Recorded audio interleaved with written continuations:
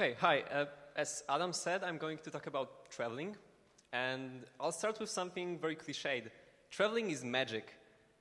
Mark Twain, everyone knows this sentence. Mark Twain said once that in 20 years, you'll be more disappointed by the things you didn't do than by the things you did do. But not everyone knows that this is not the end of the quote, that it goes on. Throw off the bowlines, sail away from the safe harbor, catch the trade winds in your sails, explore, discover, and dream. That was the full quote by Mark Twain. I've started traveling around 3 years ago. I'll talk about this later. And ever since I've started to travel, I keep feeling this need of traveling even more. I keep thinking of different, more and more extreme places I'd like to visit someday. I've started feeling this urge ever since I went on a trip around Europe along with my brother. A couple of years ago, I was 14 back then. It was a shoestring budget trip. We visited 6 countries in 1 month, and so I faced the first big traveling adventure of my life.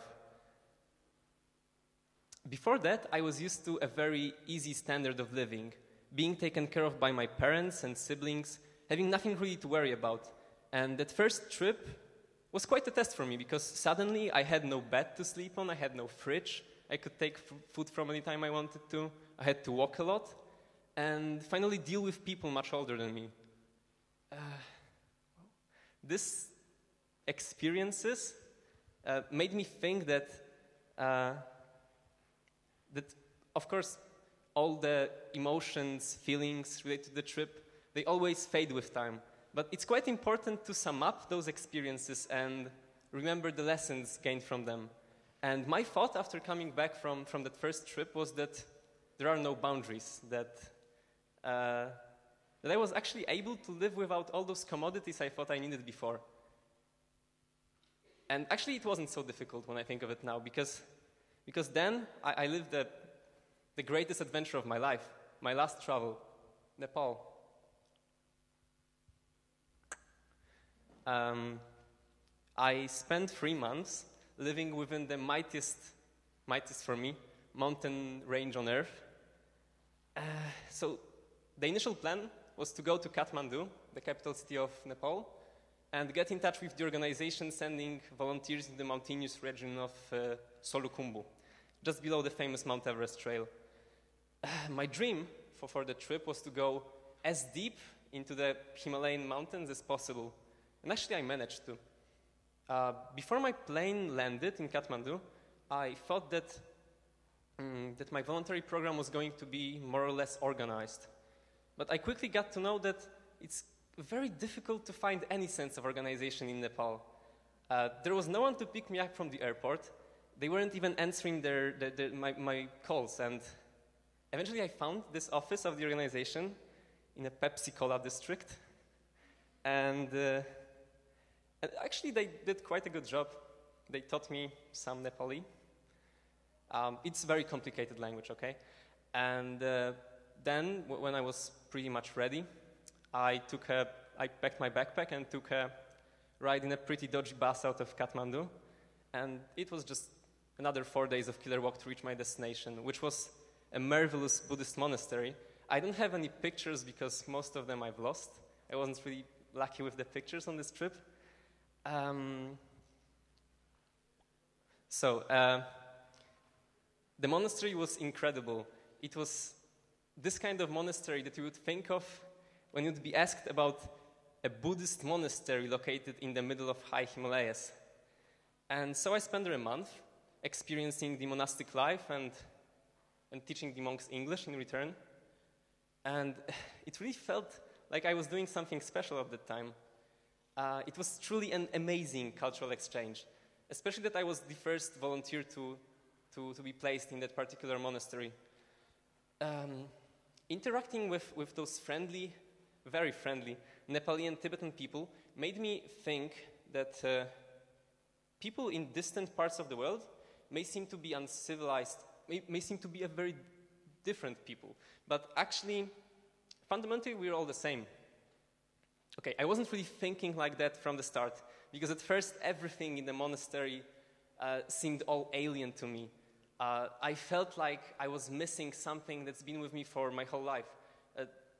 At some points I felt lonely or lost. I guess it was because I was the only person speaking English in the monastery. Or maybe it was just a part of my process of acculturation.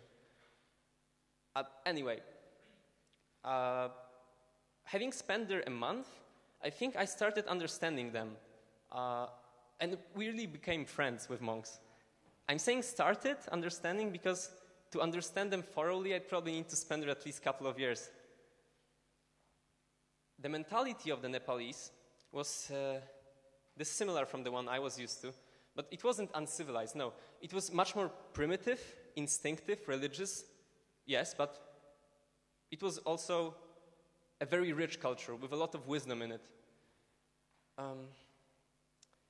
They don't really, the way they think is not really national, not really rational. The foundation of it lies deep in religion and tradition. They don't really have this need of materialistic progress. Our modern Western society, we operate on linear conception of time. We believe in the need of constant progress, of shaping the world around us for our commodity. Whereas those Buddhists, they believe that time runs in circles. Samsara, the never-ending wheel of life, makes the world go round.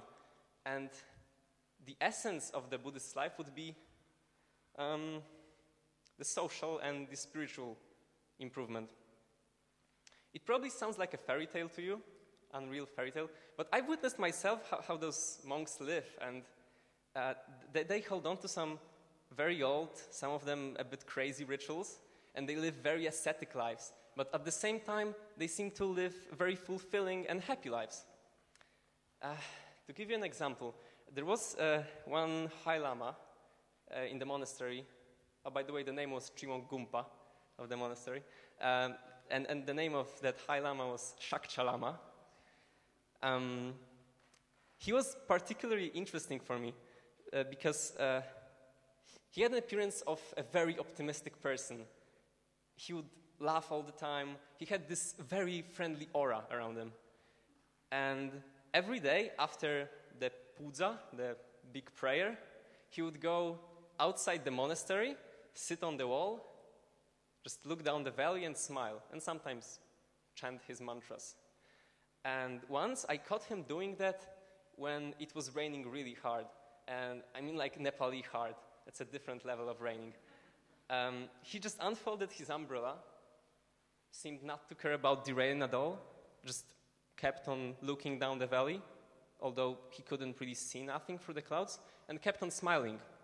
And when he noticed that I was observing him, he showed me to come over, and he told me something that went like this: Sen kipo chungna dewa chenre. It's an old Tibetan saying that I managed to translate afterwards, and it would mean, if your sen, the soul, is happy, you will find paradise everywhere. And this is actually how the Nepalese think, especially in rural Buddhist areas. They take happiness from, just like Shakcha Lama, from very simple things. Things like religion, tradition, weather, valley. I think one of the reasons, not the main reason, but still, that the Nepal is a developing country is that people from those rural areas, they don't really feel the compulsion to change this state. They fight for their material well-being just to the level of contentment. I truly believe that there are things in this world that cannot be fully understood from only hearing or reading about them. Some of them need to be actually experienced. We live in the world of no boundaries. Everything we'd want to know is just a click away.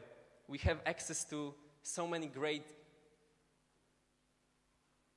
sources of information, but these are all just a second-hand information. Reading about something or hearing about something will never be even close to as interesting as actually authentically experiencing it. Saint Augustine used to say that the world is a book, and if you don't travel, you read only the first page. And that's actually what I believe in. To give you an example, one of such things that I think you understand only when you see it might not be the most sophisticated example, okay, are the mountains. I've read a couple of books about climbing before I went to Nepal. I've seen plenty of pictures and videos. I thought I could easily picture how it was going to look, but when I saw the snowy peaks for the first time, I quickly forgot about all the images I kept in my mind before. It was mesmerizing. I still perfectly remember that first time. I was walking from the monastery to the nearest village of Saleri just to make a phone call to my family like I would do every 3 or 4 days. And the weather that day was very, very clear. And at some point, I was just walking down the trail, and I looked north, and I saw between the two mountains, I saw a snowy peak, a white, snowy, sharp summit, almost glowing from the distance. And it felt really romantic at that moment. And so that was also the moment I realized I need to actually see it from up close. And a couple of days later, around 2 weeks later, I packed my backpack again, said goodbye to all the monks and lamas, to Shakcha Lama, received countless blessings, and just headed off north.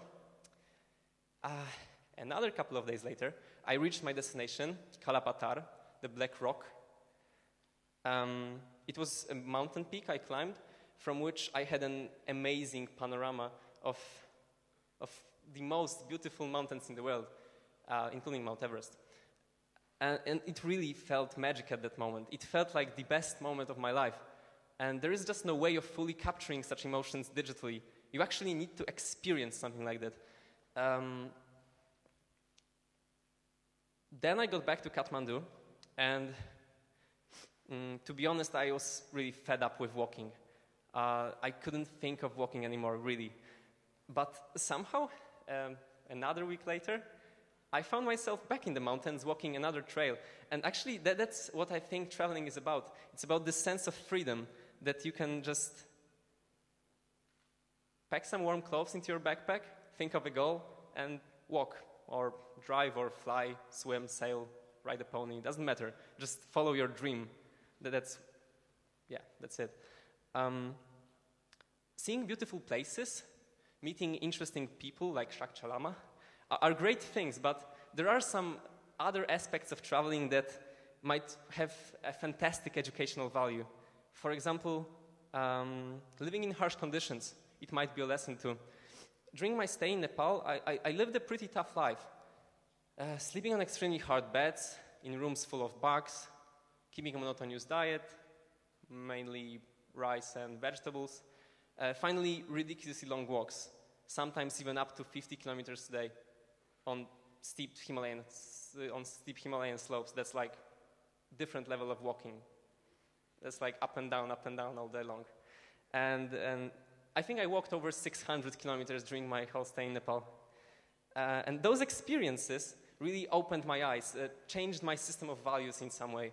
Because when you stop thinking about the future, because you need to concentrate on here and now, on simple things like where to sleep, what to eat, you start understanding that some things that you used to consider as problems back home don't feel so bad anymore. Of course, you can travel in many different ways. You can go to Nepal and immerse deep into Nepali culture, or just stay in some 5-star resort where the standard is pretty much European.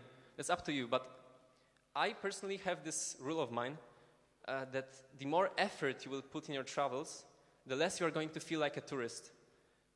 For instance, when you go somewhere by plane or flight, by train or you usually people usually get this distance towards you, like you'd be a traveler from a different galaxy and a complete outsider. On the other hand, when I was walking the Himalayan slopes to reach some of the Nepali villages, I felt like a small part of social environment. An alien, weird part of it, but still I was doing it the same way they were. And it felt really good. I had a lot of problems with planning this speech because I thought I had so many things to talk about, but so little time. And I wanted this speech to be not only about traveling or trekking or whatever, but rather an encouragement to seek the authentic, to learn through experience. Obviously, it takes much more time and effort to go to Nepal than to read a book by someone who did, but it just gives so much more satisfaction, so much more fun that there's just no comparison. Before I went to Nepal, I had this weird vision that when I'll be back from the trip, I'll be a completely different person.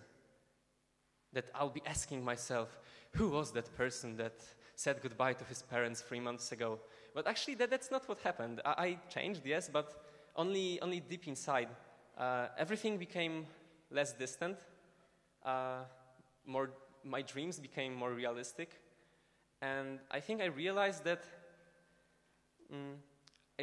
since I had such an amazing adventure in the age of 16, that I'm probably going to live a pretty crazy life. And actually, that's the last and the most essential, I think the most essential thing you can take from traveling. Get to know yourself. Okay, thank you.